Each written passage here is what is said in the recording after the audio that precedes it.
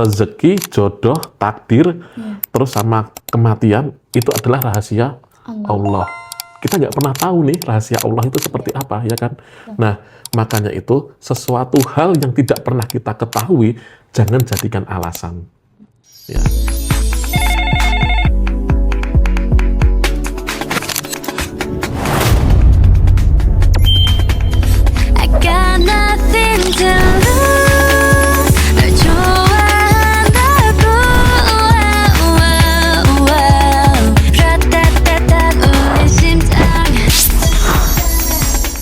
Sobat Semalka, selamat datang di podcast Medivana. Sebelumnya, perkenalkan nama aku Mulia Hati yang akan menjadi host pada edisi Colorful Ramadan SMA Muhammadiyah Al-Kautsar PK Kartasura. Nah, Sobat Semalka, hari ini kita akan bahas topik yang relatable banget, yaitu tentang rezeki. Kenapa ya kita sering ngerasa kurang padahal sudah berusaha, sudah kerja keras, lembur tiap hari, atau bahkan ngerasa cemas ketika ngelihat orang lain lebih sukses. Seolah-olah jatah rezeki kita itu diambil orang. Nah, biar gak nebak-nebak sendiri terus, hari ini kita akan bahas memahami konsep rezeki dalam Islam. Alhamdulillah, sudah hadir bersama kita Pak Arif Setiadi Hidayat. Assalamualaikum Pak Arif. Waalaikumsalam warahmatullahi wabarakatuh. Nah, Pak Arif, aku mau bahas tentang fenomena yang akhir-akhir ini sering terjadi, Pak. Yaitu di mana orang tuh memiliki kecemasan berlebih karena takut besoknya nggak makan atau masa depan anaknya suram. Nah, sebenarnya tuh sejauh mana sih Pak Allah tuh menjamin kehidupan makhluk-makhluknya? Oke, sebelumnya saya terima kasih ya Mbak Mulia sudah mengundang saya di podcast Medivana. Masya Allah, ini tentunya ini adalah kegiatan yang sangat luar biasa yang insya Allah bisa membawa berkah untuk kita semua. Amin. Ya gini, kalau kita mau bicara mengenai masalah rizki ya Mbak ya, kalau kita mau bicara rizki, sebenarnya kita harus mengingat dulu mengenai firman Allah Subhanahu Wa Taala dalam Quran surat Hud ayat ke-6 yang berbunyi Bismillahirrahmanirrahim wa min dabatin fil ardi illa Allahi rizquha. Jadi sehingga di sini diterangkan bahwasanya tidak ada satupun dabah. Dabah itu artinya makhluk bergerak di muka bumi ini. Yang makhluk bergerak, yang makhluk hidup di bumi ini kecuali Allah yang menanggung rizkinya. Nah, kalimat Allah di situ artinya Allah mewajibkan dirinya sendiri untuk menjamin. Nah, jadi selama kita bernafas, tiket rezeki kita itu sudah dipesan oleh Allah Subhanahu Wa Taala. Nah, sekarang kita coba lihat, Mbak tahu pohon? Iya, pohon. Pohon itu bisa bergerak ke sana kemari nggak? Bisa. Nah, tapi bagaimana dia bisa mendapatkan makanan kira-kira? Dari apa? Makanan utama dari air kan? Ya, dia bisa nggak? Pohon itu bergerak, datangin sungai, terus nambah air, nimba air, terus dia menyiram dirinya sendiri, nggak bisa ya. Terus bagaimana dia mendapatkannya kira-kira? Dengan diturunkan hujan. Nah, itu adalah salah satu bagaimana Allah menjamin makhluknya, termasuk tumbuhan pohon. Nah, terus ketika pohon itu untuk mengolah sebuah energi kan diperlukan fotosintesis ya namanya ya, fotosintesis. Nah, untuk membantu proses fotosintesis itu kan dibutuhkan cahaya matahari. Bayangkan coba, Allah berikan cahaya matahari, sebagai untuk menjamin rezekinya melalui cahaya matahari itu, maka terjadilah proses fotosintesis. Nah, setelah itu pohon itu setelah berproses fotosintesis, maka dia akan menghasilkan sebuah gas yang bernama O2. O2 itu adalah oksigen yang sering kita hirup. Nah, gas yang O2 itu yang kita hirup itu adalah rizki buat kita juga. Jadi Allah memberikan O2 itu melalui sinar matahari dari pohon, sinar matahari, proses fotosintesis, terus O2 itu muncul. Nah, itu bayangkan dulu ketika kita ada pandemi COVID-19, dulu itu kan saya pernah kena COVID ya Mbak ya. Nah, saya pernah kena COVID itu. Nah, untuk bernafas aja sesak dan saya membutuhkan bantuan oksigen Mbak.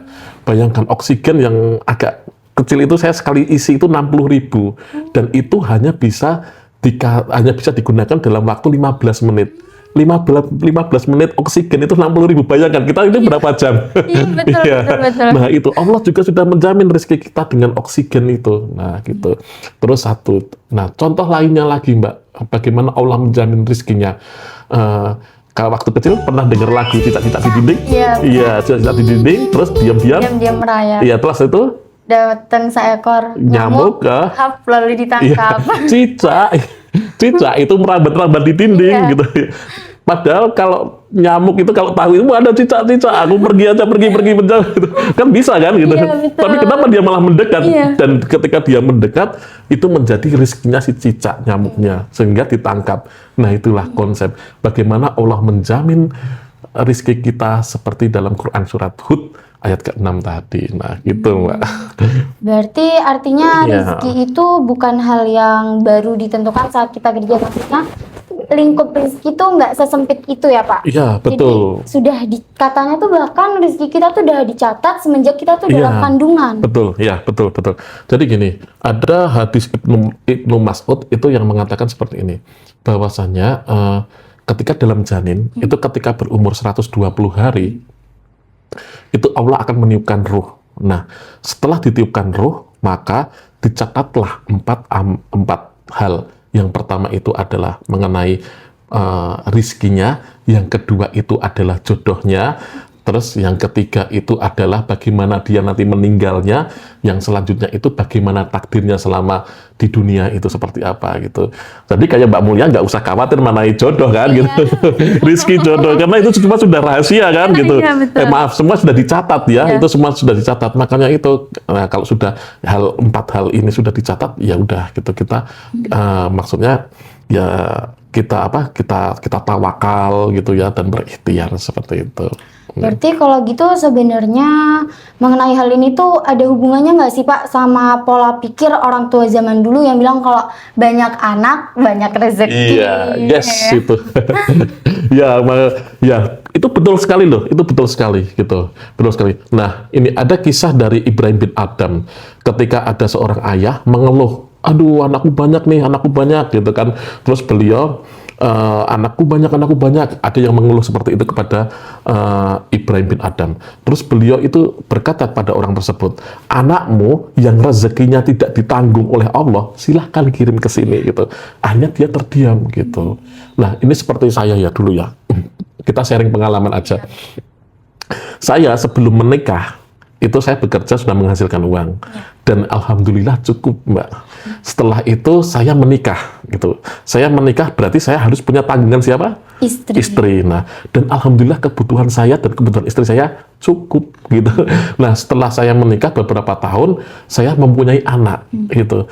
Anak pertama keluar dan alhamdulillah itu juga cukup gitu. Nah, terus setelah itu keluar anak kedua. Dan akhirnya juga cukup gitu. Artinya apa? Artinya kalau kita semakin banyak anak itu setiap anak itu membawa rizkinya masing-masing gitu. Dan saya hanya sebagai perantara.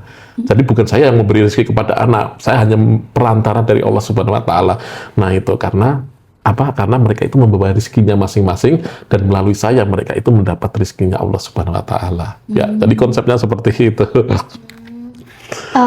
Kalau yang sering saya lihat nih Pak, yang sering saya dengar, yang sering menjadi perdebatan di halayak umum itu adalah kalau misalkan udah dicatat dan dijamin, kenapa kita nggak diem aja di rumah? Kenapa kita harus capek-capek kerja, capek-capek lembur? Padahal kan rezeki udah ditetapkan, Iya. udah ada, dicatat gitu loh Pak. Nah, ini dia yang beredar di masyarakat. Ini yang harus kita luruskan, Mbak. Gitu. Ini yang harus kita luruskan karena apa? Karena ya seperti itu ya. Saya tidak mengingkiri ya. Banyak orang yang ketika kita berbicara masalah seperti ini, konsep ini ternyata semua sudah dijamin. Ya ngapain kita capek-capek berkeringat, kita kerja harus datang ke sana. Belum nanti kalau di kantor harus dimarahin sama atasan, belum stres banget, gila gitu ya. Nah itu kenapa gitu? Nah, sebenarnya ini adalah kesalahpahaman yang sangat fatal gitu ya, karena Rasulullah itu pun juga mengajarkan, ada hadis gini, seandainya kalian itu tawakal sebenar-benarnya dengan tawakal itu maka tawakalnya itu seperti seekor burung yang keluar di sarangnya pada pagi hari dalam keadaan lapar. Dan kembali ke sore hari di sarangnya dalam keadaan kenyang. Nah, bayangkan Mbak, dari keadaan lapar menjadi kenyang, keluar dari sarangnya, itu pasti perlu ada ikhtiar nggak? Iya. Iya kan, ada ikhtiar. Nah, seperti itu. Jadi, kalau ikhtiar itu kan letaknya di kita ya, maksudnya kita usaha, kita gini, saya harus datang ke mana? Harus datang ke tempat, misalkan saya melihat pohon mangga nih, nggak mungkin pohon mangga itu saya liatin gitu tiba-tiba gelinding kayak gini gitu kan. Saya harus ke sana, harus manjat, harus harus kita petik buahnya kayak gitu. Nah, seperti itu. Jadi harus ada ikhtiarnya. Karena gini, dan juga yang namanya tadi rezeki, jodoh, takdir, terus sama kematian itu adalah rahasia Allah. Kita nggak pernah tahu nih rahasia Allah itu seperti apa, ya kan? Nah, makanya itu sesuatu hal yang tidak pernah kita ketahui jangan jadikan alasan. Ya, kita kan nggak tahu nih rezeki kita kayak apa, jodoh kita nggak kayak apa. Nah, terus kita jadikan alasan itu nggak boleh, Mbak, gitu. Karena kita nggak pernah tahu itu seperti apa, gitu. Jadi tetap harus ada ikhtiar. Nah, gitu. Berarti sebenarnya pada intinya kata kuncinya itu di bergerak, ikhtiar gitu ya Pak? Betul. Nah, seperti yang tadi. Nah, terus juga misalkan dalam Quran surat Ibrahim ayat ke-7 itu dijelaskan juga la in syakartum la'azidanakum. Jadi seandainya kamu bersyukur, maka sesungguhnya bersyukur, maka aku akan tambah nikmatnya. Nah, seperti itu. Nah, niscaya aku akan menambah nikmat kepadamu seandainya kamu bersyukur, benar-benar bersyukur. Nah, ibaratnya gini, kita dapat rezeki nih. Saya punya HP nih. Saya punya HP, alhamdulillah. Saya dapat HP ini adalah bagian dari rezeki saya. Karena saya bisa berkomunikasi dengan HP ini, saya bisa bisa menghubungi orang tua saya, menghubungi istri saya, menghubungi anak saya. Nah, cuman bagaimana sih rasa syukur kita terhadap saya ketika saya diberi HP ini? Nah, rasa syukurnya yaitu HP ini saya rawat dengan baik. Kalau semisal ada yang rusak, segera saya perbaiki. Kalau semisal jatuh, ya harus saya bersihkan, gitu kan, kalau kotor. Terus saya gunakan juga kalau apabila update status yang baik-baik lah, gitu kan.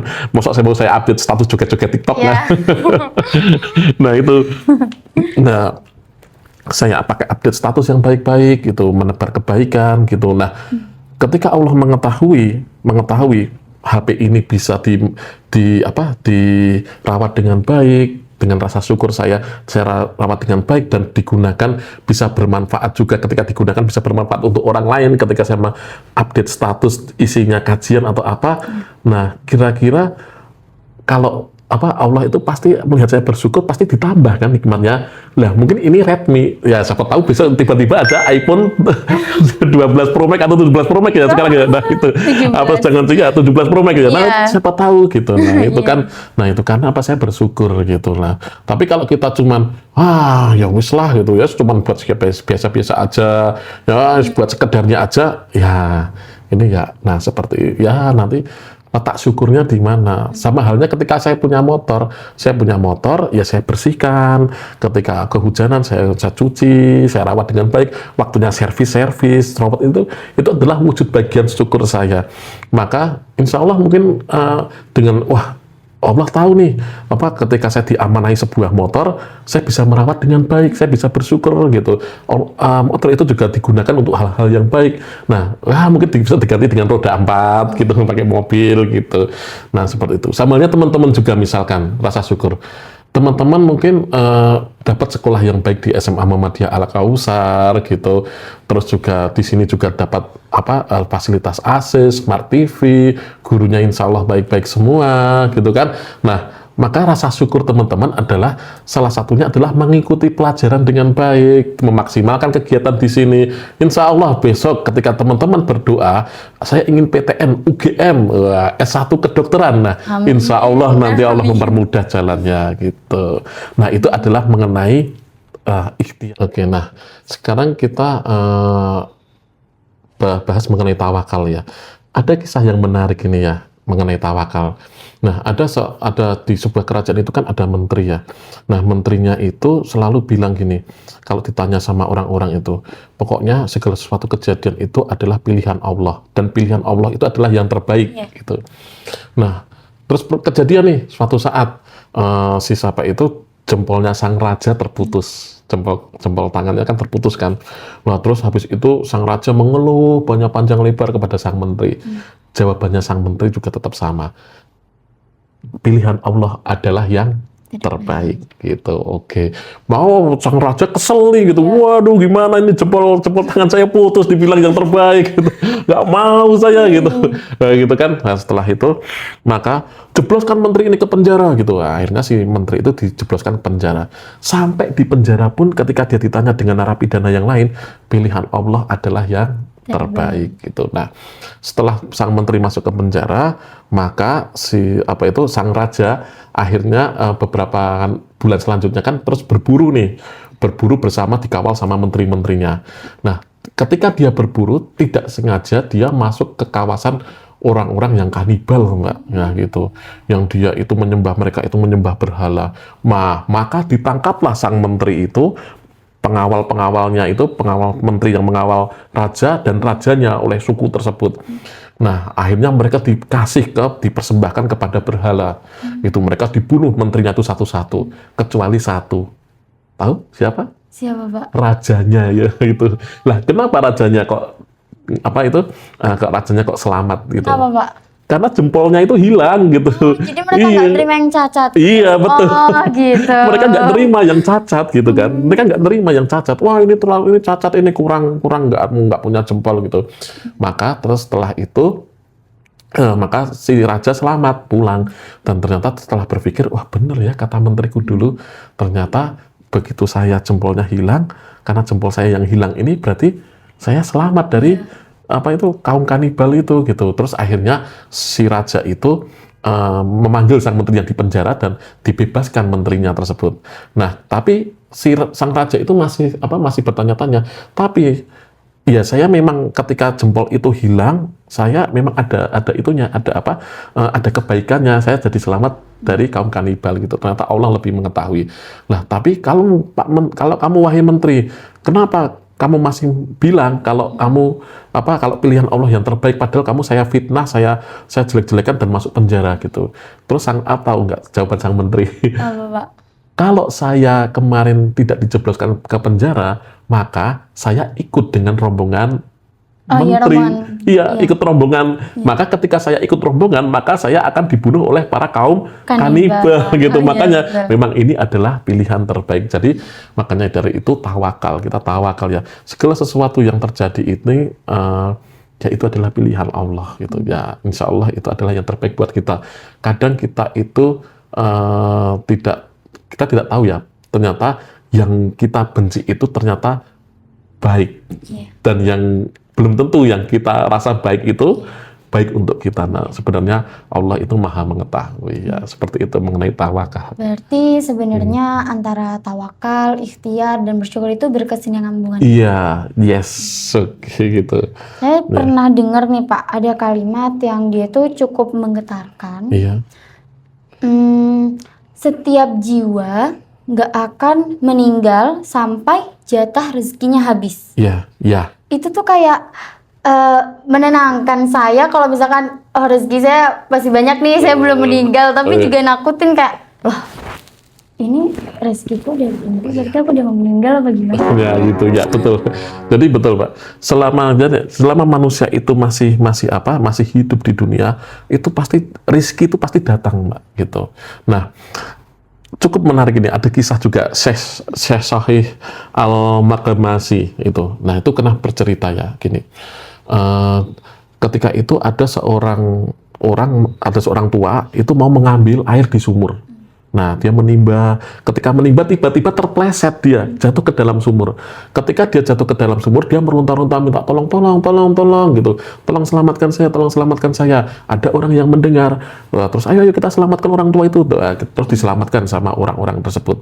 Ketika diselamatkan sama orang tersebut, untuk menenangkan si orang tua tersebut, maka diberikanlah segelas susu untuk orang tersebut gitu. Nah, setelah diminum, maka sudah tenanglah dia. Ketika sudah tenang, maka ditanya, kamu itu gimana kok bisa jatuh gitu. Nah, terus akhirnya orang tua tersebut memperagakan bagaimana dia terpleset jatuh. Kenapa dia gitu? Nah, ketika dia memperagakan, tiba-tiba dia terpleset jatuh lagi gitu ke dalam sumur. Dan qadarullahnya, pleset yang kedua itu dia meninggal gitu. Nah, artinya terus dari Syekh Sahih Al-Maghamasi ini terus bilang bahwasanya segelas susu itu adalah rizki dia yang terakhir di sini. Jadi kenapa dia selamat? Karena masih ada satu gelas susu yang rizki dia yang masih ada di dunia. Makanya dia masih diselamatkan oleh Allah gitu. Nah, ternyata begitu sudah gelas susu itu sudah habis, ya itu sudah selesai jatah rizki dia gitu. Nah, jadi rizki itu ibarat maut, Mbak. Ada dua hal yang akan mengejar kita sampai kemanapun, sampai ke kita bersembunyi di apapun itu, sampai kita pasti tahu, yaitu rizki dan maut. Itu dua hal itu. Ya, jadi seperti itu, Mbak, mengenai jatah rizki kita itu tidak akan habis sebelum kita meninggal gitu. Ya. Tapi kadang nih Pak, kalau misalkan kadang kan kebanyakan orang mereka itu ngerasa kalau misalkan mereka itu berbangga diri lah dengan saldo ATM yang banyak, koneksi yang luas, koleksi barang mewah. Tapi sebenarnya nih Pak, secara hakikat apa sih sebenarnya yang disebut dengan rizki saya? Nah itu, ini banyak orang-orang yang ketika akhir bulan dia merasa menerima gaji gitu kan, wah transfer masuk nih 4 juta gitu. Saya Mbak bawa uang 4 juta, saya bawa ke Solo Square, 2 jam 3 jam habis bisa Mbak. Itu jadi itu uang saldo rekening itu hanya nominal, hanya angka, di mana itu habisnya itu adalah beberapa waktu itu bisa habis. Beda dengan rizki. Kalau rizki itu adalah sesuatu yang bisa kita manfaatkan, bisa bermanfaat buat kita, dan itu nanti akan seumur hidup gitu, datang seumur hidup. Jadi rizki itu tidak sesempit hanya sebatas angka-angka saja, angka-angka jumlah dan lain sebagainya, seperti itu. Apalagi kalau kita punya rizki yang banyak, kita sedekahkan, itu bisa menjadi tabungan kita untuk di akhirat nanti. Nah gitu. Tapi kalau kebanyakan orang sekarang tuh kayak mereka tuh punya rumah kamarnya 10, tidurnya cuma 1, terus punya mobil 100 yang dipakai tiap hari cuma 1, tapi ya numpuk ke harta terus kerjaannya. Ya betul. Nah itu karena sebenarnya konsepnya itu adalah ada hadis dari Rasulullah itu yang mengatakan bahwasannya rizki itu apa sih rizki itu gitu? Rizki itu adalah apa yang kita makan, apa yang kita manfaatkan, dan apa yang kita sedekahkan. Jadi gini, misalkan Mbak Mulia nih, nanti buka puasa kan? Ya, nanti buka puasa. Ketika buka puasa, Mbak Mulia langsung aku pengen buka puasa di restoran yang all you can eat. Ya, all you can eat. Ketika jenengan masuk di restoran all you can eat, semua makanan yang di situ itu semua adalah hak jenengan. Jenengan mau habiskan boleh gitu. Pokoknya dihabiskan boleh gitu. Cuman yakin Mbak, makanan satu restoran itu jenengan habiskan? Nggak sanggup, Pak. Nggak sanggup kan? Nah, yakin nggak kan? Nah, jadi mungkin yang bisa Mbak Mulia ambil itu hanya nasi, beberapa lauk, beberapa sayur, mungkin beberapa minuman, jus dan lain sebagainya gitu. Nah itu adalah yang menjadi rizki jenengan. Sedangkan yang lain, meskipun itu jenengan punya hak dengan di situ, tapi itu bukan rizki jenengan. Jadi itu sudah menjadi rezekinya orang lain gitu. Jadi ya seperti itu. Jadi apa yang kita apa yang kita makan, terus apa yang kita manfaatkan. Jenengan punya mungkin rumah 10 gitu kan, rumah 10. Tapi yang bisa jenengan manfaatkan itu cuma 1. Nah, tadi yang lainnya bukan jatah rezeki jenengan gitu. Nah, itu. Jadi makanya itu yang namanya rezeki itu adalah apa yang saya tegaskan, apa yang bisa kita manfaatkan, terus apa yang bisa kita makan, terus dan juga apa yang bisa kita sedekahkan. Nah itu Mbak. Oke. Setelah kita ngobrol-ngobrol tadi Pak, saya ada beberapa pertanyaan yang mulai muncul nih di benak saya. Jadi saya mau tanya-tanya dulu sama Pak. Jadi gini Pak, orang itu di zaman sekarang ini sering menyamakan rezeki sama dengan gaji. Iya. Akhirnya kalau gajinya kecil, mereka ngerasa kecil gitu rezekinya ya. sempit. Nah, gimana nih Pak? Caranya nih, tipsnya buat meluruskan pola pikir kayak gini. Ya, itu untuk kalau apa ya? Itu kan kadang pola pikirnya untuk orang-orang yang sudah bekerja ya. Nah, kalau pola pikirnya teman-teman di mana di usia kalian kan, wah sanggupku sedikit berarti rezekiku kecil gitu. Iya, betul. Sehari cuman, aduh pagi cuma dikasih sangu berapa 10.000, aduh rezekiku sempit ini gitu, aduh gitu ya. Itu. Padahal Mbak sebenarnya rezeki itu ya tadi saya katakan ya, rezeki itu tidak hanya tentang angka ya, hanya tentang angka. Karena gaji, sangu itu kita gampang menghabiskan gitu. Iya, betul. Kita mau menghabiskan uang 2 juta, 4 juta itu dalam waktu 2 malam, 3 malam, 4 malam itu bisa gitu. Tetapi yang namanya rezeki itu akan mengalir terus gitu. Jadi dari kita bayi sampai kita meninggal, apa yang bisa kita manfaatkan, apa yang bisa kita makan, apa yang kita sedekahkan dari bayi sampai meninggal, itu adalah rezeki kita.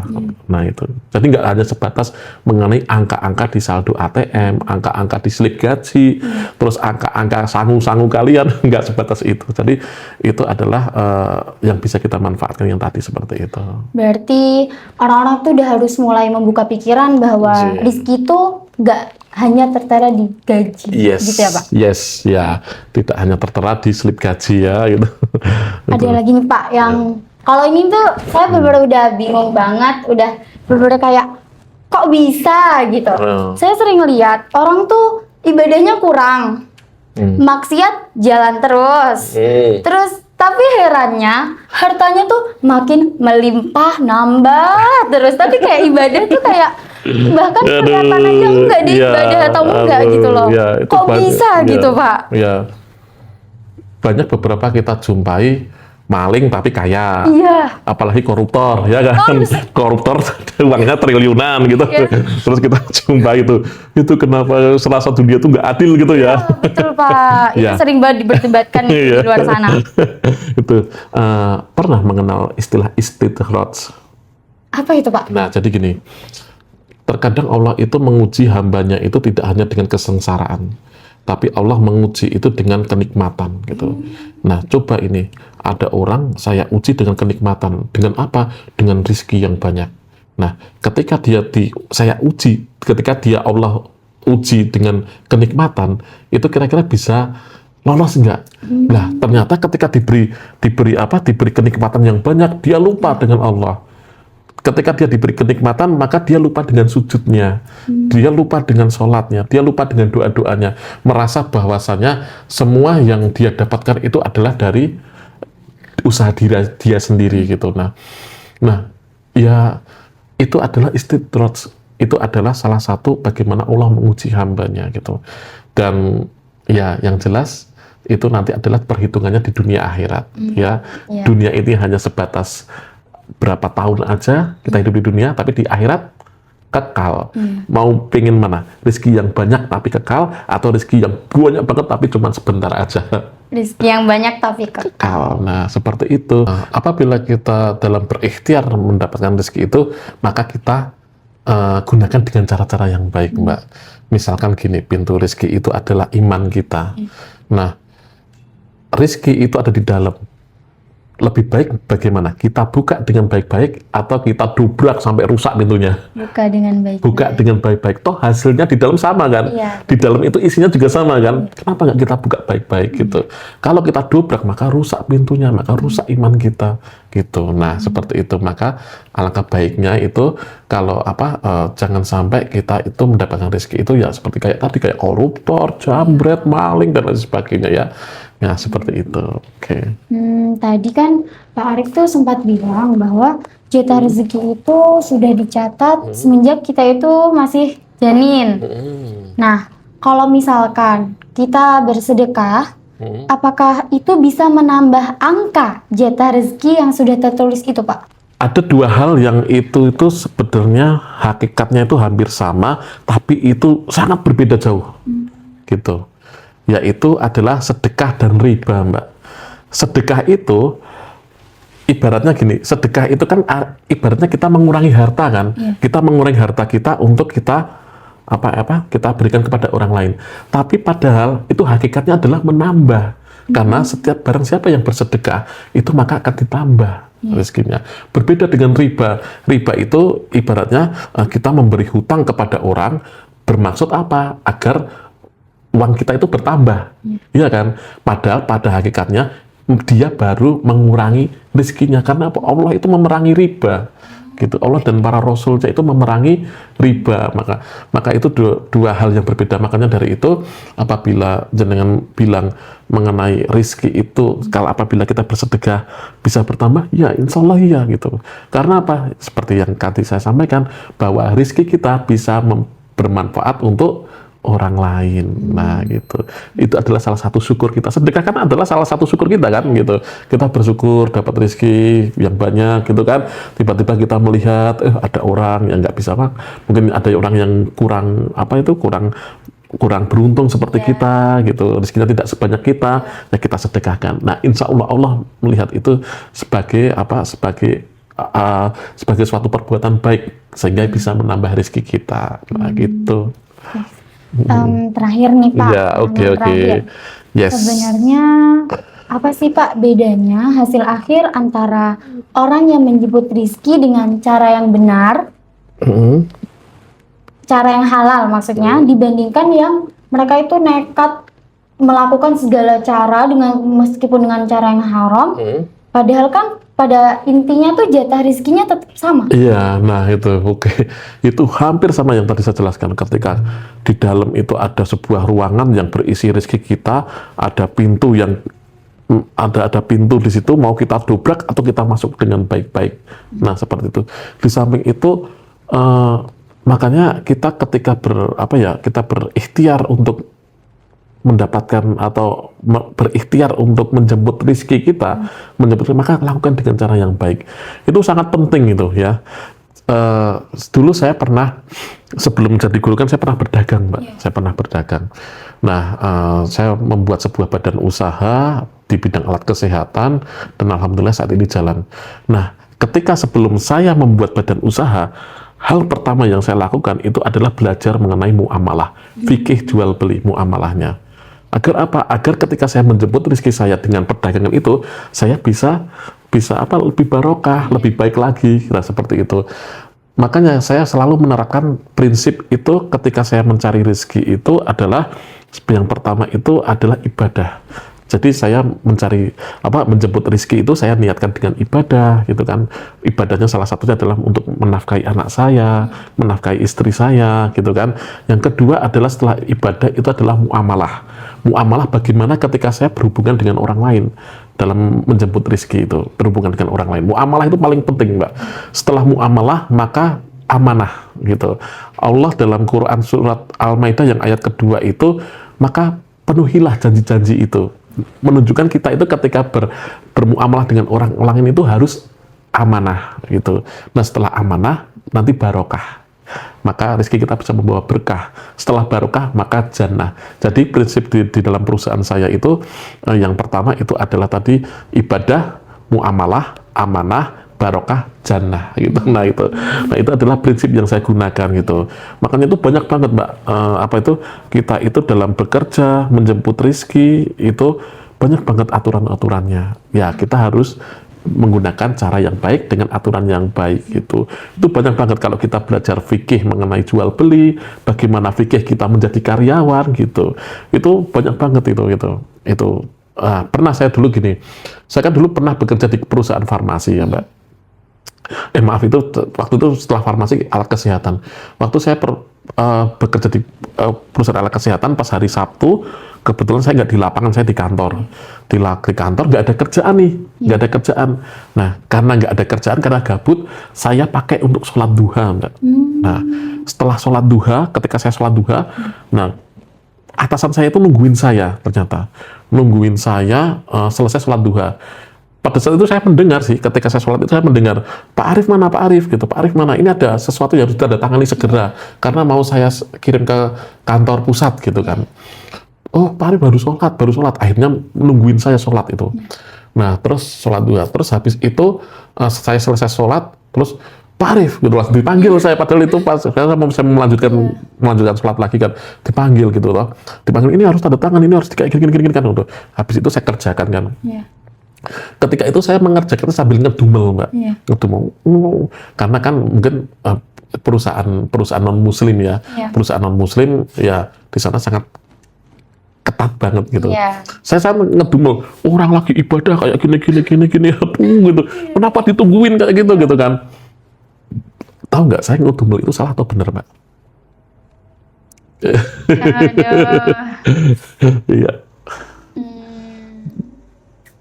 Nah, kira-kira, Pak? ya bingung kan gitu. Bingung. Nah, saya sempat ngedumel, Mbak. Terus habis itu saya setelah keluar saya belajar mengenai fikih karyawan. Iya. Ternyata saya salah, Mbak. Oh. Ketika saya sholat duha itu hukumnya apa? Sunnah. Saya punya akad dengan perusahaan, itu hukumnya apa? Saya ketika harus mentaati, Wajib. ya wajib. Boleh nggak saya menempatkan wajib di bawah, sunnah di atas yang wajib? Jadi saya melakukan sunnahnya dulu, baru wajibnya dulu. Nggak boleh. Nggak boleh. Saya harus menempatkan sunnah itu di bawah yang wajib gitu. Jadi wajib itu harus yang di atas gitu. Nah, seperti itu. Oh, ternyata saya baru tahu. Oh, nah ini ternyata banyak banget, Mbak. Masalah bagaimana kita menjemput rizki, bagaimana kita berdagang, bagaimana kita jadi karyawan, itu ternyata ada aturannya dari Allah Subhanahu wa taala. Nah, gitu ya. Masya Allah, alhamdulillah obrolan hari ini tuh benar-benar menyenangkan dan menenangkan karena itu tuh benar-benar menurunkan tensi kecemasan kita ya Pak. Kita ya, jadi diingatkan bahwa rezeki itu sudah Allah tetapkan. Jadi kita itu jangan terlalu fokus pada jumlahnya. Yes. Makanya kita tuh selalu merasa kurang karena kita terlalu tertuju fokus hanya pada jumlahnya. Yes, ya. Padahal yang jauh lebih penting itu adalah keberkahannya. Betul sekali. Bagaimana cara kita mendapatkan rezeki itu dengan halal dan proses menuju mendapatkan rezeki itu. Iya, alhamdulillah. Itu jadi untuk teman-teman yang sedang berjuang, yang mungkin merasa rezekinya terasa seperti seret, ingat Allah itu tidak pernah salah menghitung bagian hambanya. Yes. Jadi tugas kita itu bukan membandingkan, bukan juga memaksakan, tetapi memperbaiki cara kita berikhtiar dan bertawakal. Dan jangan lupa yang paling penting adalah bagaimana rasa kita bersyukur kepada Allah Subhanahu wa taala. Oke, terima kasih ya Pak Arif atas waktunya, atas ilmunya, atas sharing-sharingnya. Masya Allah, alhamdulillah ya. Semoga bermanfaat ya Mbak ya. Ya Pak. Oke, jazakumullah khairan. Sampai jumpa.